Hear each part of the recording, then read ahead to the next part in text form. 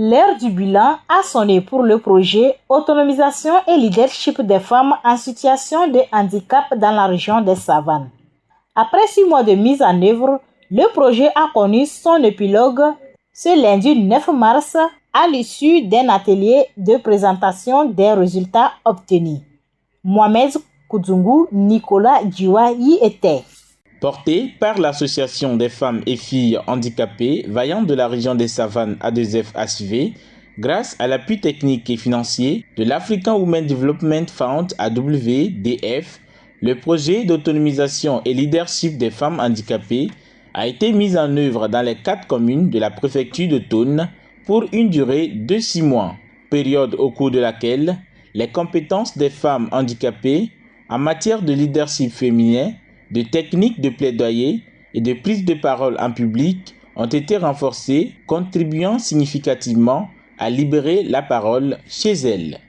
Chez moi, le projet a beaucoup apporté beaucoup de choses. Par exemple, là où j'étais, je ne savais rien. Mais présentement, suite à ce projet, j'ai appris beaucoup de choses. Je vais vers mes camarades pour leurs conseils, ceux qui sont comme moi aussi. Des fois, il y a d'autres qui sont dans la chambre, elles sont fermées. Elles croient que la vie est finie pour eux. Je vais vers eux, je les parle, je dis, l'handicap n'est pas la fin du monde. Là où nous sommes ici, je conseille encore à mes camarades, quand tu es handicapé, il ne faut pas rester bras croisés. Ça a beaucoup changé ma vie. Parce que avant j'étais seule dans ma chambre, je pleurais, je ne sais où aller. Comme ce projet est venu et madame Françoise est venue nous sensibiliser. Et puis, elle nous a donné des conseils, tout. Nous sommes venus pour les réunions pendant les 6 mois-là. Ah, j'ai dit que ça m'a beaucoup changé parce que je rentre maintenant dans les gens, je parle ce que je veux, ce que je fais, tout ce qu'on fait du mal, je les corrige.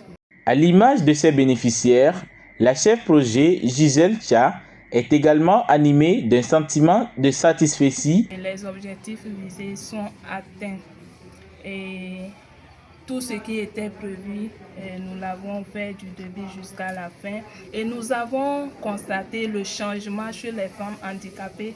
Elles-mêmes, elles ont témoigné. 20 femmes handicapées ont bénéficié de ce projet et il y avait 10 femmes qui faisaient partie du comité de plaidoyer qui a été mis en œuvre. Et lors de notre suivi, elles ont témoigné de tout ce que le projet leur a apporté, que ce soit dans la prise de parole en public, que ce soit la confiance en soi, que ce soit comment se diriger vers une personne pour faire une demande ou soit mener un plaidoyer. Et elles ont témoigné de cela.